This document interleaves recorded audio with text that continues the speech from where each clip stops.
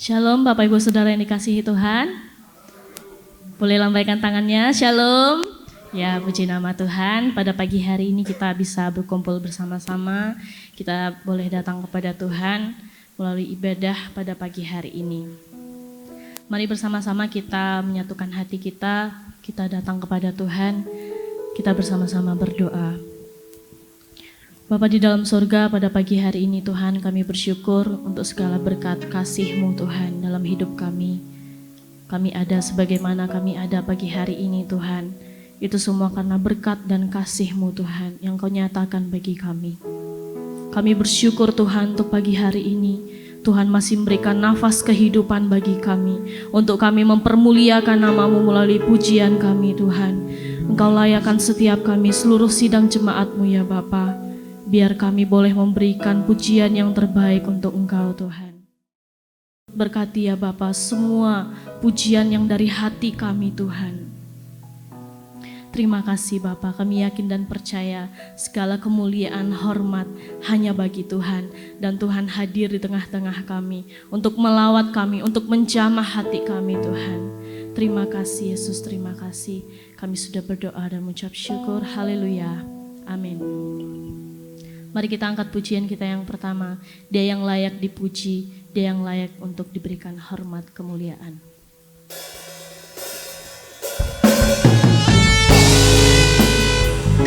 Sebab nama-Mu kudus Tuhan, Engkau Allah yang mulia, Engkau Allah yang patut untuk kami puji.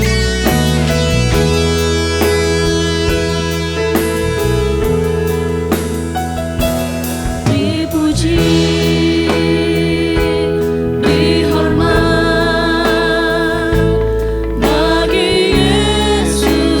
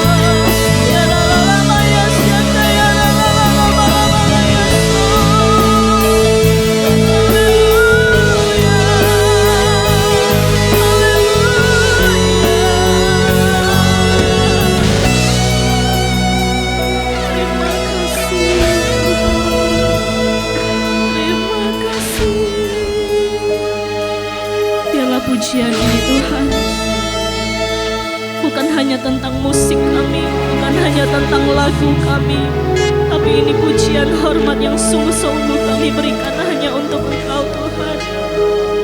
Biarlah di pagi hari ini Tuhan, kami semakin menikmati lawatan-Mu yang terjadi dari hati kami Tuhan. Terima kasih Tuhan. Terima kasih Tuhan. Mari kembali kita katakan haleluya, kudus nama-Mu Tuhan. Haleluya, haleluya, kudus dan mulia nama-Mu. Haleluya, yes Tuhan.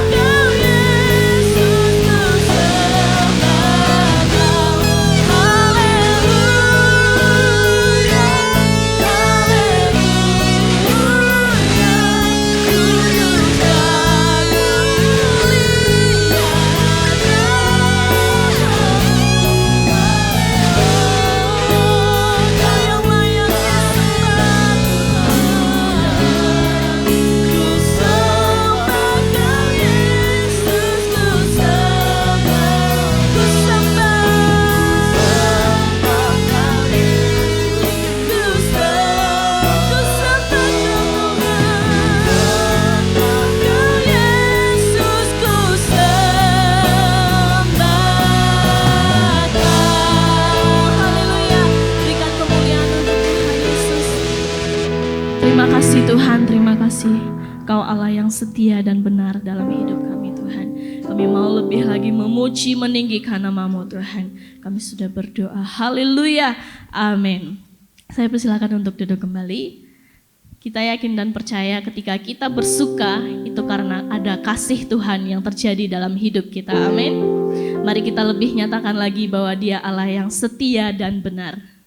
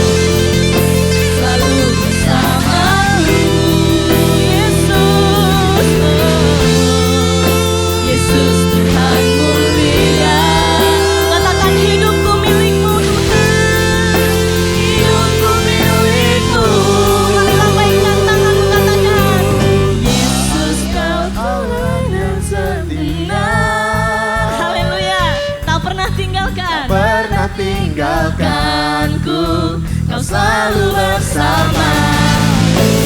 Yesus kau sumber kekuatan, haleluya, hidup untuk penyerang. Katakan Allah yang setia dan benar, Allah yang setia dan benar,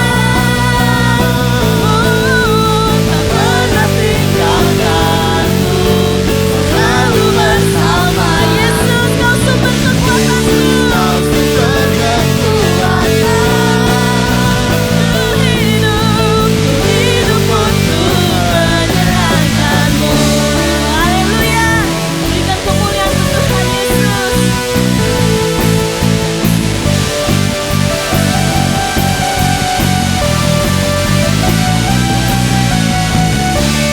Haleluya. Kita percaya bahwa Yesus kita dahsyat, amin. Amin. Ketika saya katakan Yesusku, seluruh sidang jemaat mengatakan luar biasa. Oke, come on bersama-sama.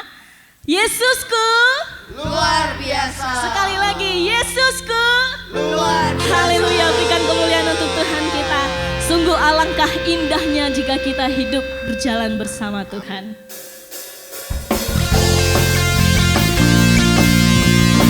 Kita tidak perlu lagi takut dan ragu karena Dia ada di setiap langkah hidup kita. Dia selalu menyertai kehidupanmu. Alangkah indahnya hidup di dalam Tuhan. Dia mencurahkan berkat yang berlimpah. Dengan imanmu katakan, alangkah indahnya jalan bersama Tuhan. Dia memberikan kuasa. Mari kepalkan tangan bersama, katakan Yesusku, Yesusku dahsyat, ku tak ragu kepadamu. Kau Tuhan yang setia di pihak. Sekali lagi katakan Yesusku, Yesusku dahsyat, tak terbentuk kuasamu. Kau yang terhebat, terbesar bagiku. Haleluya. Sungguh kau dahsyat Tuhan, sungguh kau dahsyat Yesus.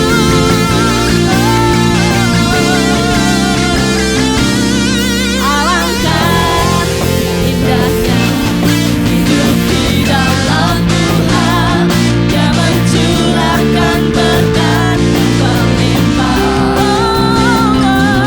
Alangkah indah jalan bersama Tuhan. Dia memberikan kuasa untuk menang.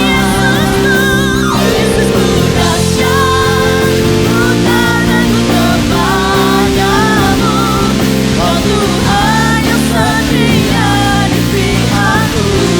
Sekali lagi, Yesusku dahsyat, tak terbentuk kuasamu.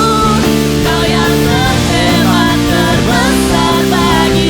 Mari bersama kita angkat tangan kita, katakan Yesusku dahsyat. Ku tak ragu kepadamu. Kau Tuhan yang setia di pihakku. Sekali lagi angkat tanganmu, katakan Yesus kita dahsyat. Yesusku dahsyat, tak terbendung kuasamu. Kau yang terhebat, terbesar bagiku. Oh, Yesus yang dahsyat. Ku tak ragu kepadamu. Kau Tuhan yang setia di pihakku. Haleluya. Tak terbentuk kuasa.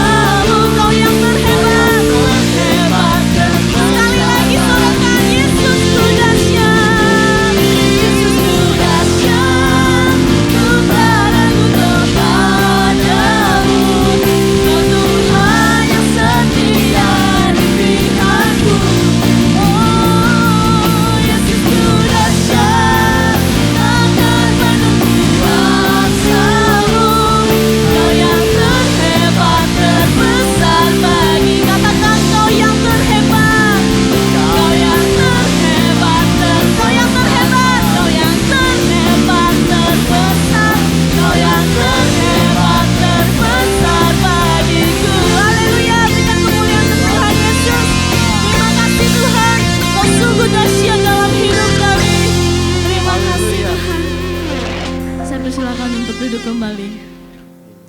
Sebab Dia Yesus yang sungguh dahsyat, Dia Tuhan yang besar dalam hidup kita, amin. Maka dari itu kita jangan gampang untuk menyerah. Meskipun di dalam kesesakan, kita harus yakin dan percaya bahwa seluruh hidup kita ada dalam genggaman Tuhan. Mari pada hari ini sebelum kita mendengarkan kebenaran firman Tuhan, kita membuka hati kita nyatakan lagi bahwa kita memiliki Tuhan yang besar, yang berjanji dan sanggup untuk menggenapi semua apa yang kita mau. Terima kasih Tuhan, terima kasih. Mari kita katakan, ku hidup karena percaya.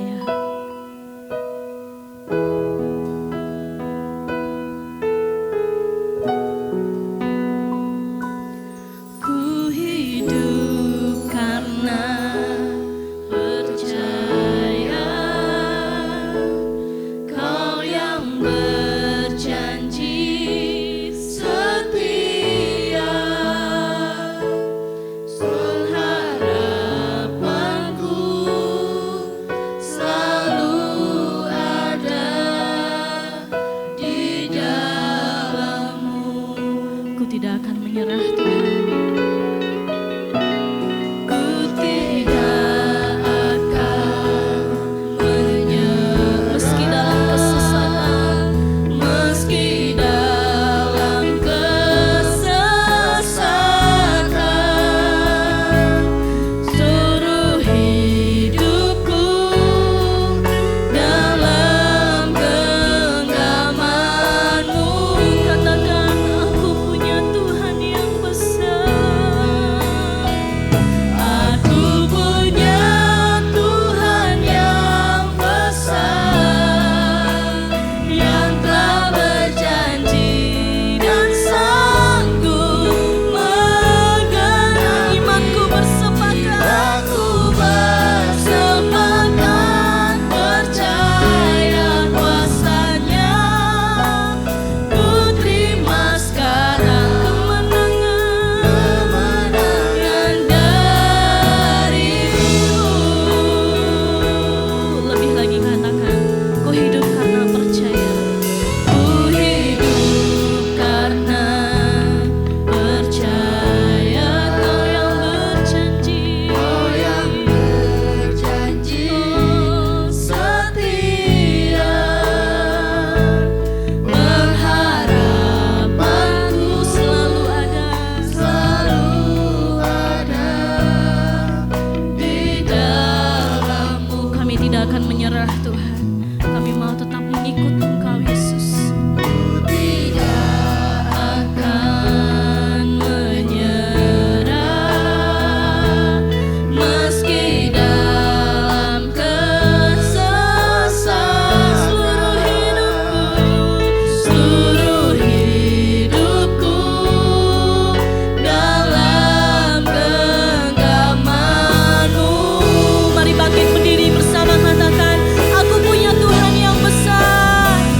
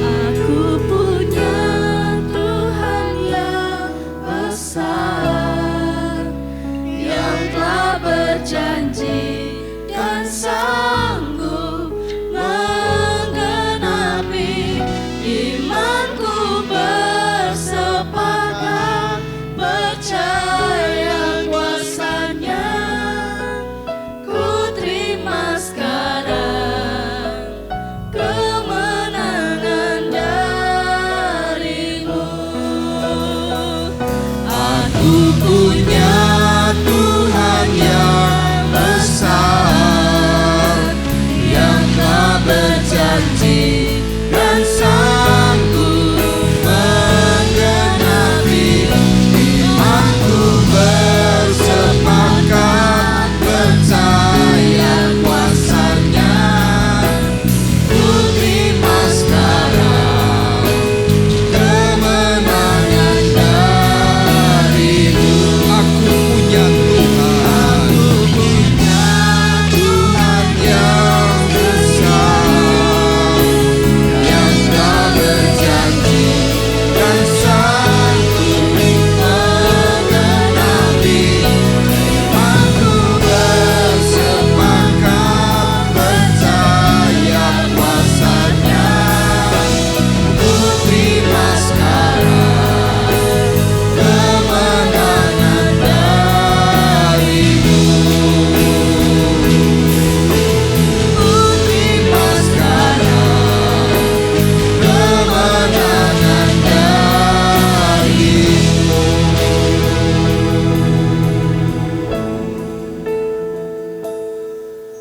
Kita akan bersama-sama berdoa. Sebentar Saudara Arif Adi akan berdoa untuk firman Tuhan. Haleluya. Biarlah iman kami percaya hanya kepada Tuhan. Amin. Engkaulah sumber kemenangan kami, Ya Tuhan. Engkau sumber pengharapan kami, dan Engkau sumber kekuatan kami ya Tuhan. Biarlah setiap pujian dan penyembahan kami boleh menjadi dupa yang harum, yang boleh kami persembahkan untuk kemuliaan nama Tuhan. Dan kalau sebentar Tuhan, kami akan bersama-sama hendak duduk diam. Biarlah Tuhan siapkan hati kami, telinga kami, untuk kami mendengar akan sabda kebenaran firman-Mu ya Bapa. Urapi hamba-Mu yang sebentar akan menyampaikan akan siap perkataan firman-Mu. Biarlah kuasa otoritas pewahyuan akan dari Tuhan. Tuhan curahkan. Bahkan kekuatan, hikmat, marifat akan dari Tuhan. Juga Tuhan curahkan ya Bapa. Tuhan pakai lidah bibir hamba-Mu untuk menyampaikan akan suara kebenaran firman-Mu. Biarlah Tuhan sembunyikan hamba-Mu di belakang salib-Mu. Mari Tuhan beracara atas setiap penyampaian perkataan firman-Mu. Biarlah kami boleh siap untuk mendengarkan setiap perkataan firman-Mu. Dan firman-Mu boleh hidup dalam setiap kehidupan kami. Dan kami boleh mengaplikasikan setiap perkataan firman-Mu ya Bapa. Terima kasih Bapa di surga, kami serahkan semuanya di dalam nama Tuhan Yesus Juru Selamat kami. Haleluya. Amin. Amin. Puji Tuhan, dipersilahkan duduk. Shalom. Haleluya. Ya, minggu yang lalu kita sudah bersama-sama belajar tentang teguran dan hajaran yang mendatangkan pertobatan.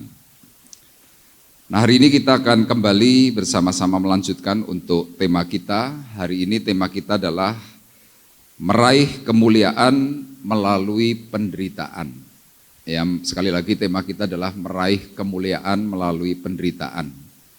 Ya, di sini gambarnya adalah palu, kemudian paku, dan juga mahkota duri. Ini adalah gambaran tentang bagaimana Yesus akhirnya harus mati untuk menebus setiap dosa dan pelanggaran kita umat manusia. Dan inilah yang dikatakan oleh firman Tuhan bahwa melalui penderitaan Yesus itu disempurnakan. Nah, kita akan bersama-sama melihat dalam surat Ibrani pasalnya yang kedua ayat 10. Ibrani 2 ayat 10. Ibrani 2 pasalnya yang ke-10 saya akan bacakan buat Bapak Ibu Saudara. Firman Tuhan berkata demikian, sebab memang sesuai dengan keadaan Allah, yang baginya dan olehnya segala sesuatu dijadikan, yaitu Allah yang membawa banyak orang kepada kemuliaan, juga menyempurnakan Yesus yang memimpin mereka kepada keselamatan dengan penderitaan. Ya, sekali lagi ayat terakhir berkata demikian. Juga menyempurnakan Yesus yang memimpin mereka kepada keselamatan dengan penderitaan. Mungkin Bapak Ibu akan bertanya, Yesus itu kurang apa ya? Firman Tuhan sudah mencatat, waktu lahir dia tanpa dosa. Dia memang dikandung oleh Maria, melalui Roh Kudus, artinya bukan melalui sebuah hubungan intim pria dan wanita. Jadi secara otomatis tentunya harusnya Yesus itu lahir sudah tidak terkontaminasi. Tetapi kenapa pertanyaannya firman Tuhan mengatakan Bapa di sorga, Allah Bapanya di sorga, menyempurnakan Yesus yang memimpin mereka kepada keselamatan dengan penderitaan. Kita harus bertanya apa sih yang harus disempurnakan dari kehidupannya Yesus? Nah ternyata secara tafsir, Yesus secara manusia roh, dia sempurna. Tetapi sebagai manusia biasa, ya 100% dia sebagai manusia biasa, tubuh dan jiwanya itu belum sempurna. Makanya Bapak Ibu bisa lihat, penderitaan atau hal-hal proses yang harus dialami oleh Tuhan adalah hal-hal yang bersifat semuanya manusiawi. Dicerca, dihina, dikata-katai sebagai anak haram, tidak diakui oleh lingkungan, dan banyak hal yang tidak menyukakan hati. Nah secara manusia hal-hal tentang hati tentu kalau lagi kena serangan kita seringkali nggak tahan, kita nggak kuat. Tetapi ternyata kalau kita belajar dari setiap perkataan detail firman Tuhan, Tuhan sendiri tidak pernah melakukan pembalasan atau dia mutung, tidak pernah. Kenapa? Karena dia mencoba belajar taat. Makanya sampai pada akhirnya dia harus mengalami kematian dalam ketaatan, dan firman Tuhan mencatat Yesus taat sampai mati. Dan akhirnya dia bisa duduk di tahta kanan Allah Bapa. Kenapa? Karena dia mau mengikuti setiap proses. Nah kita sebagai umat Tuhan kalau mendengar kata menderita, ya termasuk saya, pasti akan punya rasa ngeri. Kenapa? Tidak ada seorang pun di dunia yang kepingin mengalami penderitaan. Semua orang kalau bisa, ya sekali lagi kalau bisa, bahagia terus, jangan susah, jangan sedih, jangan ada sakit, kira-kira begitu. Tetapi ternyata inilah memang jalan Tuhan yang harus kita lalui. Makanya Rasul Paulus dalam 2 Korintus 4 ayat 17 dan ayat 16, tolong bisa dibacakan. 2 Korintus pasal 4 ayat 17 terlebih dahulu dan kemudian ayat 16. 2 Korintus pasal 4 ayat 17 sampai 16. Sebab penderitaan ringan yang sekarang ini mengerjakan bagi kami kemuliaan yang kekal, yang melebihi segala-galanya, jauh lebih besar daripada penderitaan kami. Sebab itu kami tidak tawar hati, tetapi meskipun manusia lahiriah kami semakin merosot, namun manusia batiniah kami dibaharui dari sehari ke sehari. Iya, Rasul Paulus ketika menjadi seorang rasul, dia mengalami banyak hal yang saya katakan mengerikan. Kenapa? Karena Rasul Paulus menulis setiap hari hidupnya itu di ujung maut. Setiap hari, bukan kadang-kadang. Tetapi ketika Rasul Paulus mencoba merenung, apa sih hakikat mengikut Tuhan? Dalam surat Filipi pasal 3 Rasul Paulus mengatakan, yang ku kehendaki ialah mengenal kuasa kebangkitannya dan juga mengenal penderitaannya. Jadi Rasul Paulus ini orang yang sadar diri. Dia punya pemimpin besar, punya pemimpin hebat. Pemimpin ini bisa bangkit dari antara orang mati. Rasul Paulus juga kepingin bangkit dari antara orang mati. Tetapi di situ tidak hanya kepingin bangkit dari antara orang mati, tetapi Rasul Paulus juga mau untuk mengalami yang namanya kuasa penderitaan.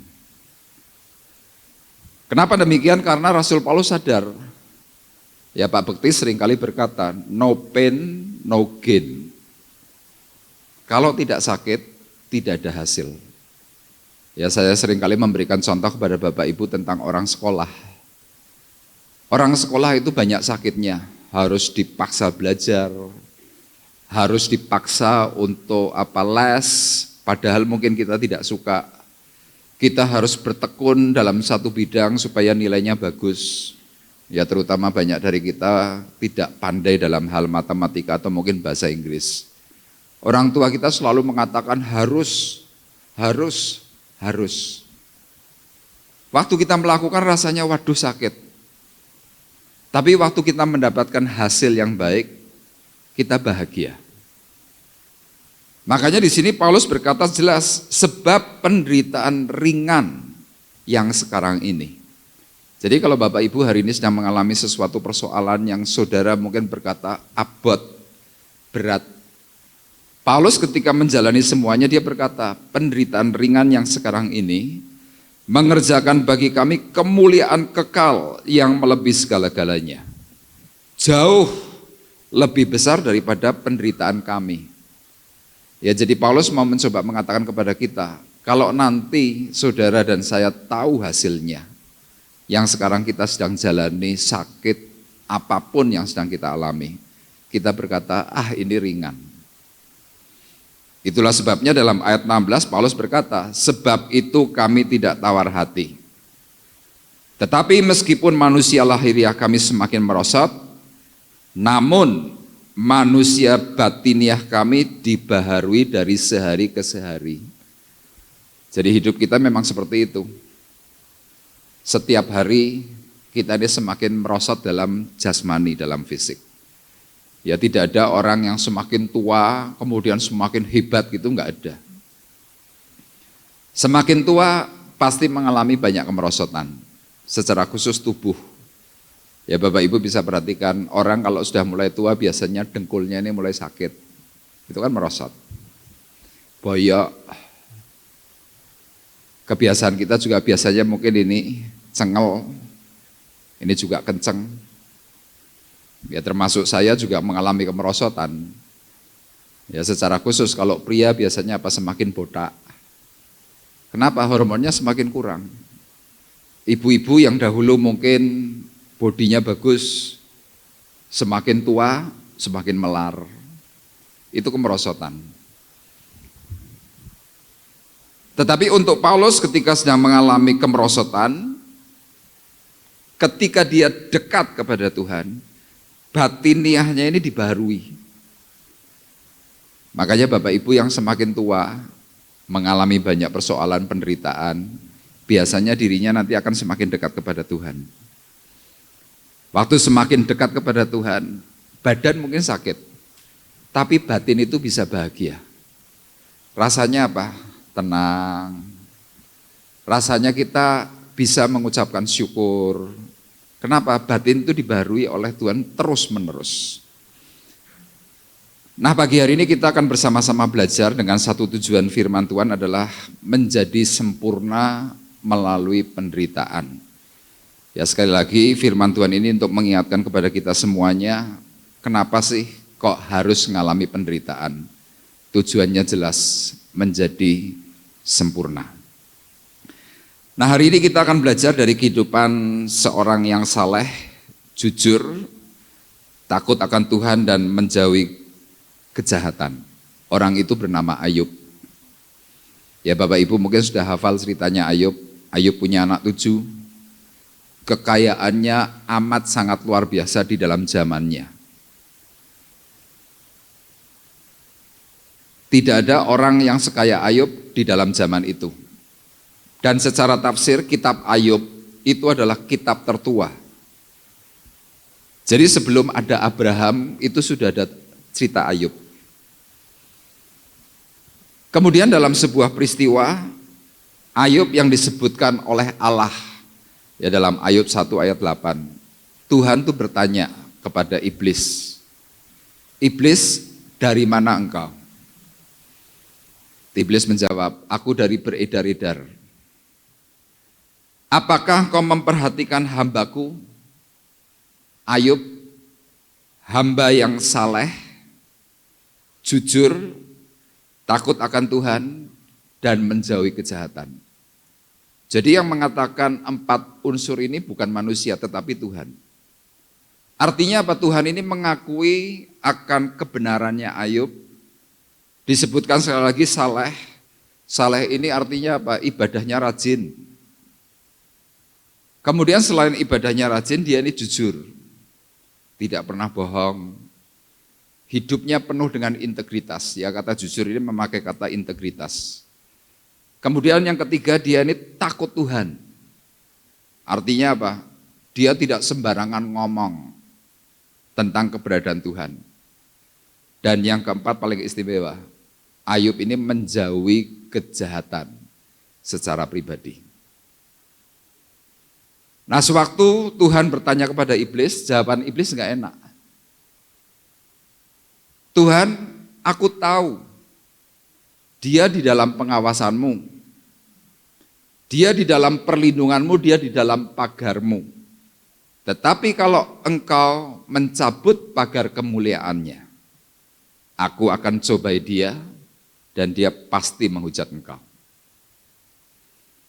Nah, yang menjadi sebuah pertanyaan, kenapa ya orang yang disebutkan saleh, jujur, takut Tuhan, menjauhi kejahatan, kok iblis tetap bisa nyelonong untuk apa? Mencari celah kehidupannya Ayub sampai harus dicobai. Ini yang kadang-kadang membuat kita ini mungkin bingung.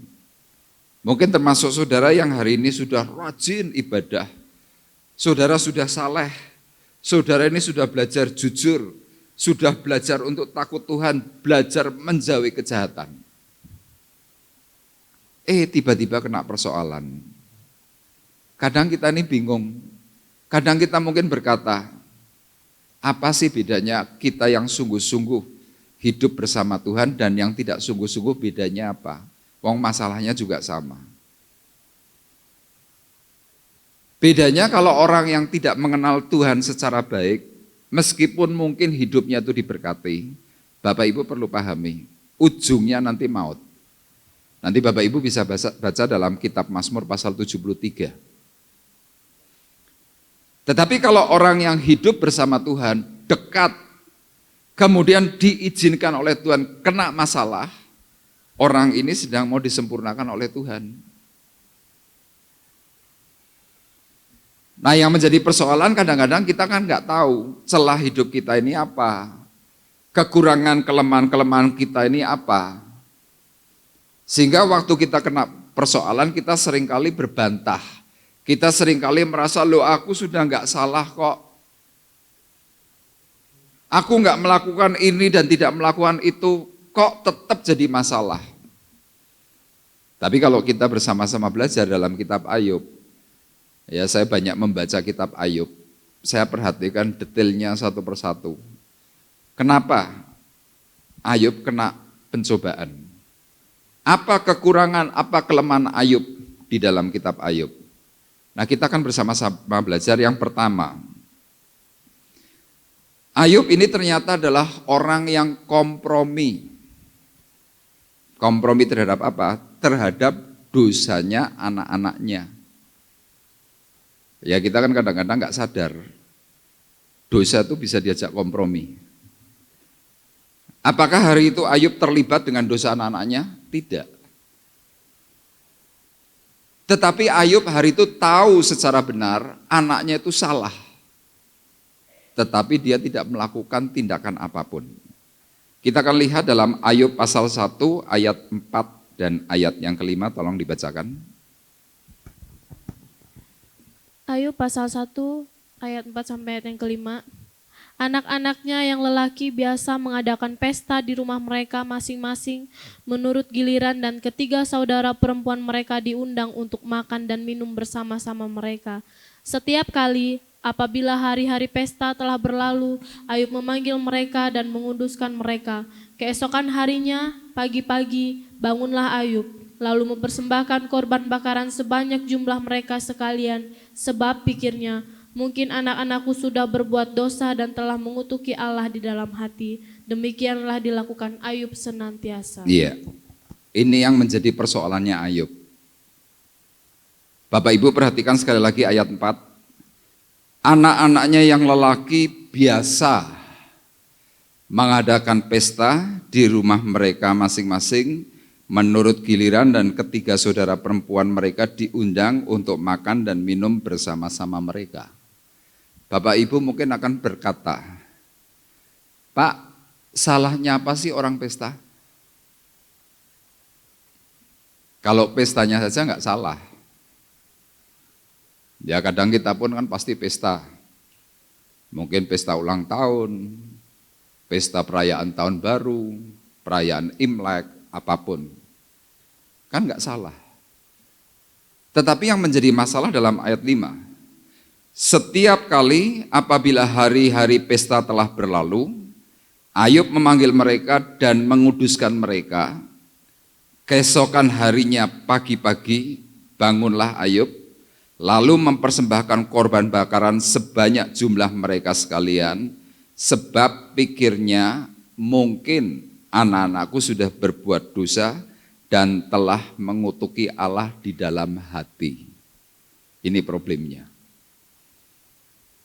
Dan secara tafsir, ayat 5 ini mau menceritakan bahwa zaman Ayub, waktu anak-anaknya itu berpesta pora, di situ ada yang namanya kemabukan.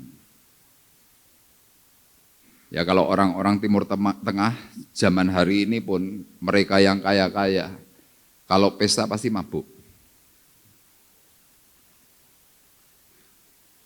Mungkin kalau mabuk masih dianggap lumrah, tapi dalam tafsir ayat ini kemudian diceritakan, mereka selain mabuk, mereka juga melakukan pesta seks, free sex. Makanya kalau di Timur Tengah begitu kan ada yang namanya harem. Harem itu adalah satu tempat untuk menyimpan para wanita yang cantik-cantik, dikumpulkan. Dan para bos yang hari itu berpesta pora, ditawari, tinggal pilih. Nah itu dilakukan oleh anak-anak Ayub itu senantiasa, sering. Dan Ayub sebagai seorang yang saleh, seorang yang jujur, seorang yang takut akan Tuhan, yang seorang menjauhi kejahatan, hatinya sebenarnya prihatin. Aduh, anak-anakku kok begini ya. Makanya dalam ayat ini dikatakan apa? Sebab pikirnya mungkin anak-anakku sudah berbuat dosa dan telah mengutuki Allah di dalam hati. Apakah mengutuki Allah itu mengata-ngatai begitu? Tidak. Mengutuki Allah itu dalam bentuk sebuah perbuatan. Perbuatan yang bagaimana? Perbuatan yang menyimpang. Mungkin dalam hati mereka begini, Allah gak ada yang tahu, kira-kira begitu. Sama dalam hidup kita kadang-kadang kan seperti itu. Ketika kita sedang melakukan kesalahan, batin kita nggak menghujat Allah. Tetapi kita seringkali mengatakan, orang sing ngerti, gak ada yang tahu. Dan Ayub mengetahui itu semua, makanya apa? Ayub melakukan hal yang namanya pengudusan. Selesai pesta, Ayub panggil mereka, kemudian suruh bersimpuh, ditumpang tangani. Sesudah ada tumpang tangan, kemudian besoknya pagi-pagi Ayub mempersembahkan korban. Korban apa? Korban bakaran, korban penebus salah. Lalu secara manusia, orang tua minta ampun kepada Tuhan karena kesalahan anak-anaknya kan baik. Tapi jangan lupa, waktu kita sedang melakukan hal-hal yang dalam tanda kutip pelanggaran, iblis itu sudah mulai ngincer. Waktu iblis mulai mengincar, apa yang dilakukan oleh iblis? Cari celah. Makanya ketika hari itu iblis dipanggil oleh Allah, anak-anak Allah, ya malaikat-malaikat Tuhan itu berkumpul. Tuhan tanya, kamu perhatikan enggak hambaku Ayub?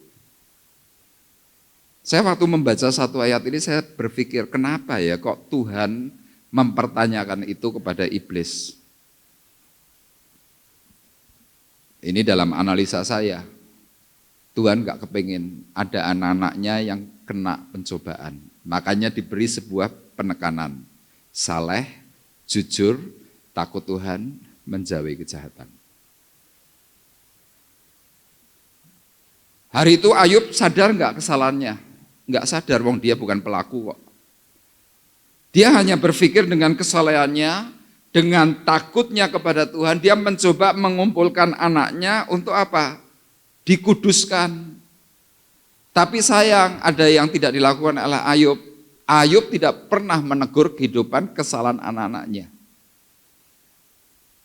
Banyak kadang-kadang dari kita seperti itu, punya anak salah, bukannya ditegur, kadang antar suami istri ngomong, sudahlah, nengkese, biarkan dulu, biar dia agak besar sedikit, ben iso mikir. Padahal yang seperti itu apa? Api dalam sekam. Kita kadang-kadang merasa eman, kadang merasa sayang, kita berpikir bahwa oh bocah cilik, nggak ngerti apa-apa.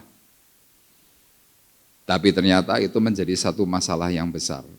Makanya dalam kitab Amsal pasal 19 ayat 18 berkata, hajarlah anakmu selama ada harapan, tetapi jangan engkau menginginkan kematiannya.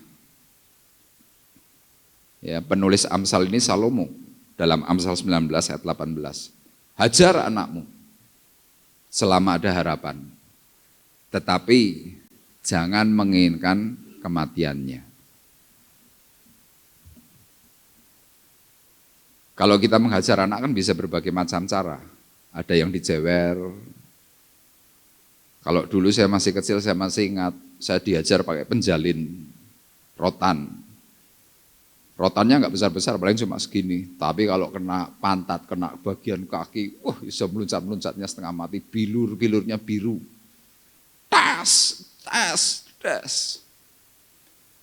Dulu waktu saya dihajar seperti itu, saya berpikir mama papa saya itu jahat. Ya saya kadang berenang di tepi pantai di Cilacap begitu.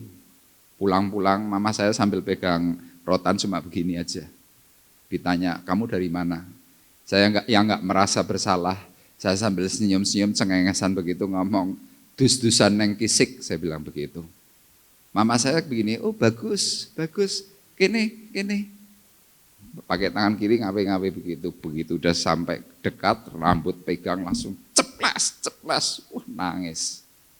Saya hari itu berpikir, renang di tepi pantai kok nggak boleh, kenapa? Tetapi sesudah saya besar, saya sadar, ternyata ada banyak sekali orang di Cilacap itu yang berenang di pantai itu hilang, mati. Hajar. Sama dalam kehidupan kita seperti itu. Hari itu Ayub diizinkan oleh Tuhan terima hajaran karena apa? Kamu kompromi. Makanya kalau kita melakukan satu tindakan yang bersifat kompromi, itu bahaya. Bahayanya kapan? Nanti kalau kita sudah jalankan. Makanya kalau Bapak Ibu mungkin mempertanyakan kadang-kadang dalam aturan gereja seperti gereja di tempat kita. Ya Pak Bekti selalu memberikan penekanan. Pelayan mimbar harus sudah lahir baru. Mungkin ada orang-orang tertentu berpikir, wah bisa kok pelayanan di atas kok. Ya memang bisa. Bisa kan karena kebiasaan kita, karena kita ini diberi skill. Tapi Bapak Ibu jangan lupa, waktu kita belum lahir baru, kemudian kita terjun dalam pelayanan mimbar, apa yang terjadi? Kita membuka celah besar. Kenapa? Karena pelayanan mimbar di atas mimbar, itu adalah peperangan rohani. Kalau kita belum memiliki status lahir baru, kemudian coba-coba terjun, kelihatannya sementara nggak apa-apa. Tapi dari pengalaman, biasanya nanti ada banyak masalah timbul. Mungkin orang itu bermasalah, keluarga bermasalah, anak-anak bermasalah. Kenapa? Itu feedback. Makanya kalau kadang-kadang ada yang mempertanyakan, kemudian Allah cuma ngerokok tok, we ora entuk pelayanan mimbar. Kalau itu diizinkan itu kompromi. Kalau masih belum benar hidupnya secara umum diizinkan, itu kompromi. Makanya apa terjadi? Banyak kekisruhan, banyak timbul macam-macam masalah. Termasuk dalam kehidupannya Ayub. Dia saat itu kompromi dengan dosa anak-anaknya. Akhirnya Ayub mengalami penderitaan. Ya nanti Bapak Ibu bisa baca, penderitaan yang dialami oleh Ayub pertama itu apa? Semua anak-anaknya mati. hartanya ludes, terbakar.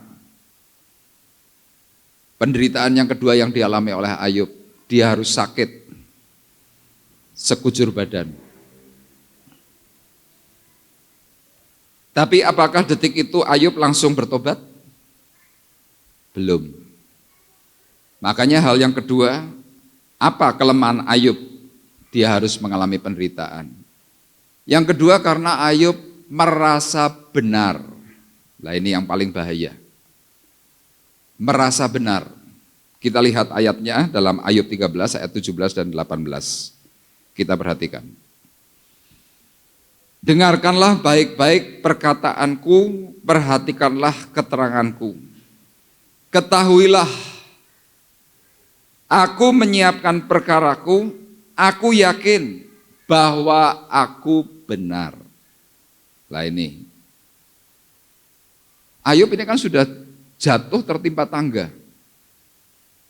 Dalam pasal yang ke-39, kondisi Ayub ini sudah habis-habisan. Sakitnya aja parahnya minta ampun. Dia saking dia gatel, dia garuk-garuknya harus pakai beling.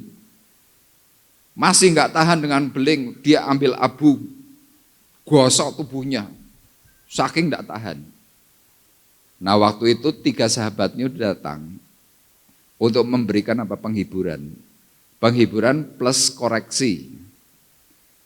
Tapi Ayub di situ marah. Dia mengatakan apa? Dasar kamu penghibur sialan. Dia ngomong begitu. Kenapa Ayub memberikan dasar perkataan dasar kamu penghibur sialan? Ayub merasa, aku enggak salah, tetapi kenapa kamu mengkoreksi aku? Kenapa kamu nyalah-nyalahkan aku? Sampai pada akhirnya dalam ayat yang ke-17 dan 18 tadi.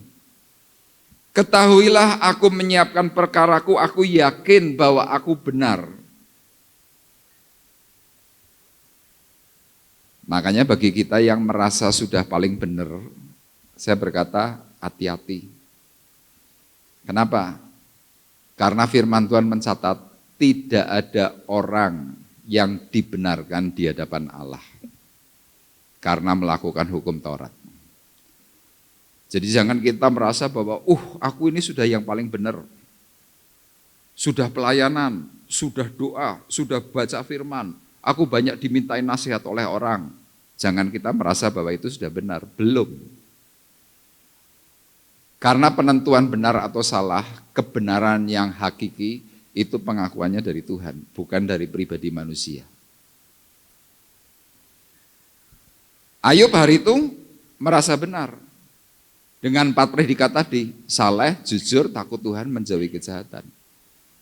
Makanya Bapak Ibu bisa perhatikan, orang yang hidupnya merasa benar, kalau dikoreksi mesti marah. Diberitahu baik-baik, mesti tersinggung. Itu ciri-ciri orang yang merasa benar. Dan diberi masukan tidak pernah mau. Glonjor saja begitu. Sama, Ayub detik itu seperti itu. Diberi masukan malah dia marah. Kemudian ciri yang kedua apa? Sukanya berbantah. Ayel-ayelan. Termasuk saya dulu tuh orangnya begitu. Pak Bekti aja saya ayel. Tapi suatu hari saya mengalami input yang baik dari Pak Bekti. Saya tanya begini kepada Om Bekti. Om, waktu itu saya selesai khotbah. Om, menurut Om, khotbah saya bagaimana? Mungkin waktu itu saya baru pelayanan sekitar 4-5 tahun. Tiba-tiba Om Bekti dengan sangat tenang menjawab begini, khotbahmu tidak ada urapan. Wih, wajah saya itu kayak dikamplengi, malunya minta ampun. Saya tanya, loh sebabnya kenapa Om? Om menyebutkan, pertama, kamu sulit tunduk kepada otoritas. Kedua, kamu suka berbantah. Dan ketiga, kamu merasa yang paling benar. Saya langsung detik itu saya langsung diem. Ya karena saya dulu memang mempunyai prinsip seperti itu. Nek bener, ya saya akan mencoba mengetengahkan kebenaran saya. Termasuk Pak Bekti lah kalau lagi memberikan penjelasan saya coba berbantah. Tapi sejak perkataan itu muncul, saya merasa malu. Kemudian dari hari itu saya belajar untuk diam. Saya tidak suka lagi ngeyel. Orang mau ngomong apa saya cuma, oh ya sudah. Iya. Kalau sebelumnya, sudah tak jai padu, argumen. Kenapa? Saya merasa saya paling benar. Sama Ayub hari itu mengalami itu. Ayub pasal 39 ayat 34 dan 35 berkata, maka jawab Tuhan kepada Ayub, apakah si pengecam hendak berbantah dengan yang Maha Kuasa? Hendaklah yang mencela Allah menjawab. Tuhan itu jengkel kepada Ayub. Kamu mau berbantah dengan Tuhan? Enggak apa-apa. Sekarang coba kamu jawab. Ayub 40 ayat 1 sampai 3 berkata, maka dari dalam badai Tuhan menjawab Ayub, bersiaplah engkau sebagai laki-laki, aku akan menanyai engkau dan engkau memberitahu aku. Apakah engkau hendak meniadakan pengadilanku, mempersalahkan aku, supaya engkau dapat membenarkan dirimu? Bayangkan Tuhan tuh sampai jengkel ngadepin Ayub. Terakhir Tuhan berkata kepada Ayub, enggak apa-apa kalau kamu memang merasa benar. Nanti kamu sebagai laki-laki berhadapan muka dengan aku, pertanggungjawabkan apa yang kamu merasa benar. Kira-kira gitu.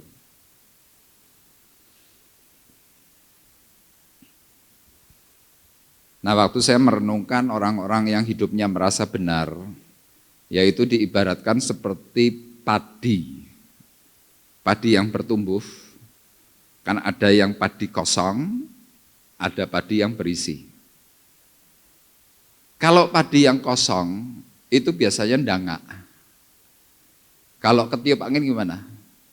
Dengan sisi yang lain itu berbenturan. Bunyinya gimana? Kresek, kresek, kresek, kresek. Itu padi kosong. Sama, orang yang merasa benar itu biasanya berisik. Ngomong ke sana kemari, bikin perkataan-perkataannya nggak perlu. Sukanya apa? Ayal-ayalan berbantah-bantah, kayak padi tadi. Padi kosong kan begitu kan, ndangak, tertiup angin. Srek, srek, srek, srek, srek, srek, srek. Tapi coba kalau padi yang berisi, padi berisi itu cuma nunduk karena ada isinya. Kalau kena angin gimana? Cuma gini. Manggut-manggut. Dia tidak bergoyang ke kanan kiri, dia tidak bergesekan dengan yang lain. Jadi kelemahan Ayub yang kedua ini fatal, merasa sudah yang paling benar. Sekarang pertanyaan saya, kira-kira kalau orang yang merasa hidupnya sudah benar, sekali lagi ya, orang yang kira-kira merasa hidupnya sudah benar, merasa, kira-kira bisa selamat enggak? Bisa enggak? Alkitab mencatat tidak bisa selamat. Karena apa? Benar itu hanya cuma perasaanmu. Yang menilai orang lain. Yang menilai secara khusus itu Tuhan. Nah, dalam zaman Paulus melihat ada orang yang seperti itu. Dan ternyata kalau kita belajar, 4 hal yang disebutkan saleh, jujur, takut Tuhan, dan menjauhi kejahatan, itu ternyata hanya liturgi agama, roh agamawi. Roh agamawi itu adalah roh yang semuanya dikemas dalam bentuk rohani, tetapi diri orang itu sendiri sebenarnya apa? Belum pernah mengalami Tuhan. Itu yang juga pernah dialami oleh Rasul Paulus. Makanya kita lihat sekarang dalam Roma 10 ayat 1 sampai 3, kita perhatikan bersama-sama. Roma pasal 10 ayat 1 sampai 3. Saya akan bacakan, tolong ditampilkan. Ya. Saudara-saudara, keinginan hatiku dan doaku kepada Tuhan ialah supaya mereka diselamatkan. Sebab aku dapat memberi kesaksian tentang mereka, bahwa mereka sungguh-sungguh giat untuk Allah, tetapi tanpa pengertian yang benar. Sebab oleh karena mereka tidak mengenal kebenaran Allah, dan oleh karena mereka berusaha untuk mendirikan kebenaran mereka sendiri, maka mereka tidak takluk kepada kebenaran Allah. Ini jawabannya. Mereka giat untuk Allah, tapi tanpa pengertian yang benar. Banyak di dalam gereja orang yang giat untuk Allah, tapi diatur tidak mau. Termasuk Rasul Paulus. Rasul Paulus itu orang yang dahulu sebagai orang yang bernama Saulus, untuk kegiatan agamanya hebat. Alkitab apal ngelotok. Tapi dia independen, diatur nggak mau. Sehingga ketika muncul orang-orang seperti pengikut Kristus, muncul pribadi Yesus yang memberikan kasih. Buat Rasul Paulus ini sebuah hambatan, makanya disikat. Dan Rasul Paulus menulis dalam surat Galatia, menulis dalam surat Filipi, dia mengakui bahwa dahulu dia ini yang paling merasa benar. Nah, waktu dia bertobat, dia melihat kembali orang-orang di sekitar Yerusalem, di Roma, mereka melakukan apa? Perbuatan yang sama. Makanya dia berkata, saudara-saudara, keinginan hatiku dan doaku kepada Tuhan ialah supaya mereka diselamatkan. Jadi kalau detik itu peristiwanya Ayub tidak diizinkan oleh Tuhan mengalami penderitaan, Ayub pun bisa menjadi satu pribadi yang tanda tanya, bisa selamat enggak meskipun punya 4 predikat. Bayangkan kalau kita ini dalam hal ibadah, dalam mengikut Tuhan, ternyata kita tidak mau takluk kepada kebenaran Allah. Terus ibadah kita bagaimana? Sia-sia. Itu juga pernah dialami oleh Salomo. Salomo kalau mempersembahkan korban bakaran kepada Allah, jumlahnya puluhan ribu. Tapi dia membangun atas dirinya sendiri. Makanya pas Salomo jatuh. Ini hal yang kedua. Kenapa Ayub mengalami pencobaan? Karena merasa benar. Dan yang ketiga, yang terakhir. Apa kekurangan kelemahan Ayub? Yang ketiga, karena Ayub tidak mengenal Allah secara langsung. Kita lihat ayatnya dalam Ayub pasal 42 ayat yang kelima, tolong dibacakan. Ayub 42 ayat 5. Ayub 42 ayat yang kelima. Hanya dari kata orang saja aku mendengar tentang engkau, tetapi sekarang mataku sendiri memandang engkau. Iya. Ini pengakuannya Ayub. Hanya dari kata orang saja aku mendengar tentang engkau. Engkaunya huruf besar. Mendengar tentang Allah. Tetapi sekarang mataku sendiri memandang engkau. Jadi artinya apa? Selama Ayub menjadi orang yang disebut saleh, jujur, takut Tuhan dan menjauhi kejahatan, sekali lagi itu adalah liturgi agama. Makanya Tuhan tidak mau dan tidak ingin ada orang-orang yang sudah punya 4 predikat, tapi tidak pernah mengalami Tuhan. Rasul Paulus selama dia hidup, waktu masih namanya Saulus, giatnya luar biasa. Tapi dia tidak pernah mengalami Tuhan. Waktu dia berbuat sesuatu yang tidak benar di hadapan Allah, Yesus secara pribadi ketemu dengan Paulus. Waktu ketemu dengan Paulus, Saulus saat itu rebah. Waktu rebah dia tanya, siapa kamu? Tuhan belum menjawab. Pertanyaan kedua, engkaukah Yesus? Tuhan Yesus menjawab, ya, aku Yesus yang kau aniaya. Detik itu juga matanya Paulus langsung terbuka. Itu titik baliknya Paulus menjadi orang Kristen yang benar. Mengalami perjumpaan dengan Tuhan. Sama Bapak Ibu yang pernah mengalami persoalan berat. Kena kanker, kena sakit parah, kena hal-hal yang rasanya mungkin saudara sudah berkata, aku nggak sanggup. Biasanya orang-orang itu kemudian ngapain? Mendekatkan diri kepada Tuhan, mulai berdoa. Waktu doa disitulah Tuhan menyatakan diri. Makanya lihat, orang kalau sudah pernah mengalami problem yang berat, biasanya hidupnya akan berubah total. Tuhan menjadi segala-galanya di atas yang lain. Amin. Sama seperti saya ini dari usia lahir sampai dengan usia 35 tahun saya ini Kristen. Tapi saya tidak pernah mengalami perjumpaan dengan Tuhan. Sama sekali. Kalau diberi pertanyaan, tahu enggak siapa Tuhan Yesus? Tahu.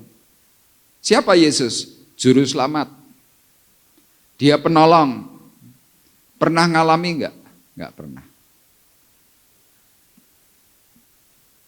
Banyak dari kita tidak pernah mengalami. Kalau diberi pertanyaan, jawabannya sama. Tahu Yesus Juru Selamat. Aku ikut Tuhan sudah lama. Pernah ngalami enggak? Enggak pernah.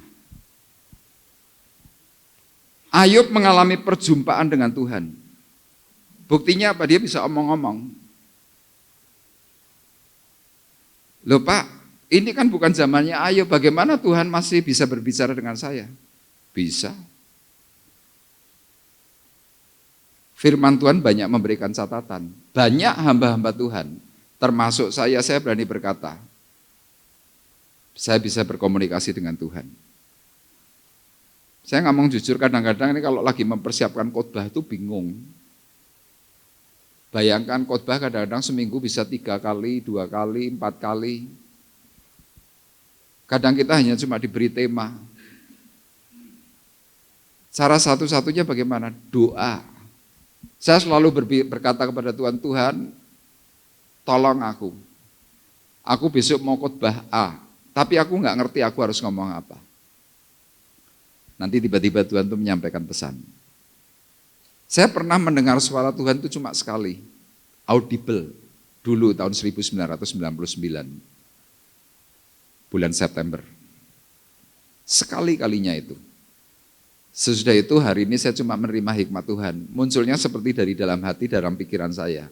Ngomong dengan jelas. Sama, kita kadang-kadang diizinkan oleh Tuhan mengalami benturan yang berat. Mengalami sakit, mengalami problem-problem yang berat. Coba seperti saudari Rini yang pernah mengalami kehilangan ginjal 1. Apa yang dia lakukan? Nangis, doa kepada Tuhan. Dia sekarang seringkali kalau cerita kepada saya kemarin mendengar suara Tuhan, apa pesannya? A, B, C. Yang lalu yang pernah saya sampaikan, seorang ibu bernama Ibu Melani, jantung yang baik. Tiba-tiba ada tumornya 80% dari besar jantungnya. Dulu dia pernah doa enggak? Enggak pernah. Ibadahnya rajin, memberi gereja berani, tapi dia tidak pernah mengalami perjumpaan dengan Tuhan. Waktu dia kena tumor 80% dari besar jantungnya, mulai detik itu ketika dioperasi dia bisa berani cerita. Kemarin waktu aku dioperasi, aku merasakan Tuhan nunggui aku. Dia cerita sambil nangis-nangis. Sama Ayub mengalami perjumpaan dengan Tuhan. Makanya lihat, sesudah itu apa yang terjadi? Ayub dipulihkan. Dia kembali mendapatkan anak-anak yang cantik-cantik. Kekayaannya dikembalikan oleh Tuhan berkali lipat dari sebelumnya. Dan nama Ayub semakin terkenal. Kenapa? Dia tahan dalam menghadapi penderitaan. Demikian juga Bapak Ibu yang hari ini sedang mungkin mengalami hal yang sulit. Pesan firman Tuhan berkata jelas, jangan tawar hati. Tetapi semakin dekatkan dirimu kepada Tuhan dan yakin Tuhanmu pasti memberikan perjumpaan dalam hidupmu. Dan kau pasti diselamatkan Tuhan. Amin, Tuhan memberkati kita. Kita akan menaikkan pujian, kuasa-Mu nyata di dalam kelemahanku, kekuatan-Mu menopang seluruh hidupku.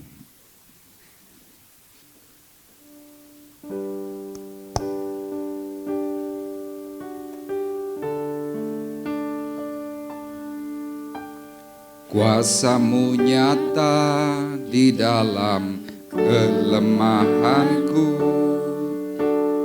kekuatan-Mu menopang seluruh hidupku. Dari mana datang pertolonganku? Hanya Yesus pertolonganku. Kuasa-Mu nyata di dalam kelemahanku, kekuatan-Mu menopang seluruh hidupku. Dari mana datang pertolonganku? Hanya Yesus pertolonganku. Engkaulah sumber kekuatan hatiku, tempat bersembunyianku. Engkau menolong di saat susahku, tempat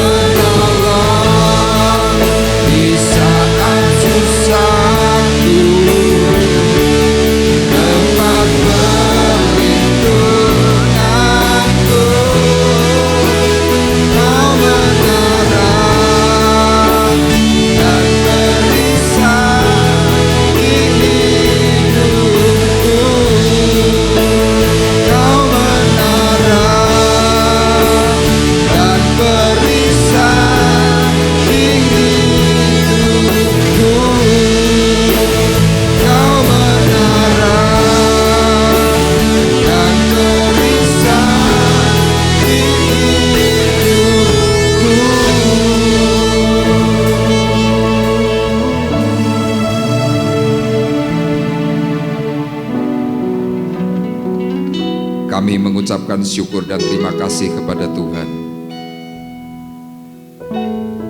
Kalau kami kembali diingatkan ketika seseorang harus mengalami penderitaan, bukan karena Tuhan kami adalah Tuhan yang jahat, tetapi seringkali kami memiliki celah, kami memiliki kelemahan, tetapi kami tidak sadar akan hal itu. Pagi hari ini Tuhan, Engkau sudah memberikan contoh yang baik melalui kehidupan Ayub. Meskipun dia salah, meskipun dia jujur, takut kepada Tuhan dan menjauhi kejahatan, tetapi ternyata tanpa sadar dia masih berkompromi dengan dosa anak-anaknya. Tanpa sadar dia masih merasa yang paling benar. Dan ternyata dia tidak pernah mengalami perjumpaan secara khusus dengan Tuhan. Hari ini kami berkata, Tuhan ampuni ketika kami juga sedang tidak menyadari akan dosa dan kesalahan kami. Kami hari ini bersama-sama berseru, tolong kami, urapi, berkati hidup kami, pulihkan keadaan kami Tuhan. Kami mau memperbaiki diri kami. Hari ini kami diingatkan oleh Tuhan melalui teguran perkataan firman yang kami terima. Dan kami percaya Tuhan, inilah perkataan hikmat untuk kami dibenarkan di hadapan Tuhan. Terima kasih Bapa di surga untuk berkat firman-Mu pagi hari ini. Hamba-Mu sudah berhenti berbicara, tetapi kami yakin percaya Roh Kudus akan menerjemahkan kepada kami semuanya dengan lebih heran, sehingga kami memahami, kami mengerti akan setiap maksud dan rencana Tuhan dalam diri kami masing-masing. Terima kasih, dan tiba saatnya Tuhan sebentar kami hendak memberikan korban persembahan yang terbaik. Tuhan, Kau berkati akan anak-anak-Mu yang sebentar akan memberikan korban syukur. Berkati akan hamba-hamba-Mu yang sebentar akan menjalankannya. Terima kasih, kami percaya Engkau akan berkati hidup kami dengan berkat kepenuhan, kelimpahan. Di dalam nama Yesus Tuhan kami sudah berdoa dan mengucapkan syukur kami. Haleluya. Amin. Dipersilakan untuk bisa dijalankan untuk kantong kolekte. Puji Tuhan, kita akan bersama-sama mengakhiri perjumpaan ibadah kita. Saya kembali mengundang Bapak Ibu untuk bangkit berdiri, kita akan berdoa. Bapa di sorga, terima kasih. Sebentar kami akan berpisah. Sebelum kami berpisah, kami menyerahkan akan anak-anak-Mu yang berulang tahun. Untuk saudari kami Yuliana, untuk saudara kami Bapak Ananto, dan juga untuk anak kami Vanessa yang berulang tahun. Kiranya segala berkat anugerah kasih Bapa di surga turun bekerja melimpah atas mereka. Kekuatan, kesehatan, hikmat, kasih karunia yang daripada Tuhan mengalir dan terus bekerja atas mereka, sehingga hidup mereka masing-masing diberkati oleh Tuhan. Tuhan menolong, Tuhan menyertai sampai kesudahan zaman, dan nama Tuhan yang dipuji dipermuliakan. Terima kasih Tuhan, dan kami juga pagi hari ini berdoa untuk Ibu Partia, untuk Ibu Milka, untuk Ibu Sum, Ibu Ngatmi, Bapak Rinus, Ibu Wawa di Parakan, Ibu Poniam yang masih dalam kelemahan, anak Victor Immanuel dan juga Ibu Etik. Kami bersama-sama berseru dan berdoa dalam nama Yesus. Kiranya anugerah kasih Tuhan, pekerjaan Tuhan yang ajaib, memberikan mereka kekuatan dan kesehatan, dipulihkan hidup mereka masing-masing. Tubuh jasmani diberi kekuatan baru, sehingga nama Tuhan yang dipuji dipermuliakan. Terima kasih Tuhan, dan tiba saatnya sebelum kami berpisah Tuhan, kami juga berdoa untuk berkat makanan minuman yang akan kami terima. Kiranya kuduskan, sucikan menjadi kekuatan dan kesehatan atas kami. Terima kasih Tuhan, dan saatnya sekarang kami mengangkat hati, mengangkat tangan kami di hadapan Tuhan. Sidang jemaat Tuhan terkasih, pulanglah dengan membawa berkat damai sejahtera Allah Bapa di surga, Pulanglah dengan membawa kasih karunia Tuhan Yesus Kristus. Amin. Di dalam persekutuan Roh Kudus, Ya, Yesus. Tuhan memberkati engkau dan melindungi engkau. Amin. Tuhan menyinari engkau dengan wajahnya dan memberi engkau kasih karunia. Tuhan menghadapkan wajahnya kepadamu dan memberi engkau damai sejahtera. Mulai dari pagi hari ini sampai Maranatha datang yang kedua kali. Dalam berkat nama Tuhan Yesus Kristus kami sudah berdoa dan mengucapkan syukur kami. Dan kita semua yang diberkati oleh Tuhan bersama-sama berkata, Amin.